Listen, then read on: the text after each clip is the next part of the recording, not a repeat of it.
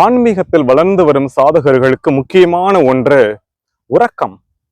இந்த உறக்கத்தை அதிகமாக நாம் கொள்ள இரவிலோ பகலிலோ அதிகமாக கொள்ளும் பொழுது அந்த ஆன்மீகத்தில் வளர்ந்து வரும் சாதகர்கள் ஆன்மீகத்தின் உச்சநிலை போவதற்கான வாய்ப்பு இருக்கிறது. நாம் தவறாக புரிந்து கொண்டிருக்கிறோம், அதிகமாக உறங்கக்கூடாது, அப்பொழுதுதான் ஆன்மீகம் உயரும் என்று.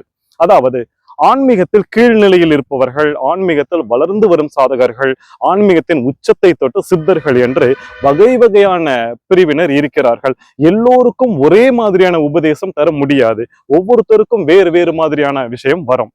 எனக்கு தெரிந்த ஒரு மனநல மருத்துவர் என்னிடம் வந்தார். அவர் சொன்னார், என்னை சந்திக்க வரும் தற்கொலை முயற்சி செய்கிற நபர்களிடமெல்லாம் நான் மருந்து மாத்திரை தருவதை விட அவர்களை அதிகமாக உறங்கச் சொல்வதுதான் நான் செய்வேன் என்று அவர் சொன்னார். இது ஒரு பக்கம் இருக்கட்டும்.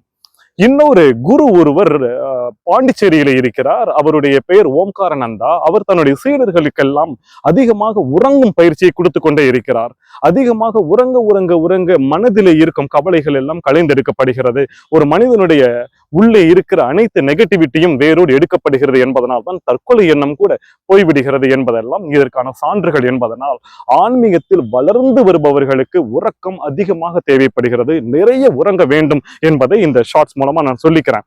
ஆனால் பசித்திரு, தனித்திரு, விழித்திரு என்கிற வார்த்தை வள்ளலார் சொல்லி இருக்கிறார். அது யாருக்கு என்றால் ஆன்மீகத்தில் உச்சநிலையில் இருப்பவர்களுக்கு. அவர் பசித்திருக்கலாம், தனித்திருக்கலாம், விழித்திருக்கலாம். அது விழித்து இருப்பது அல்ல.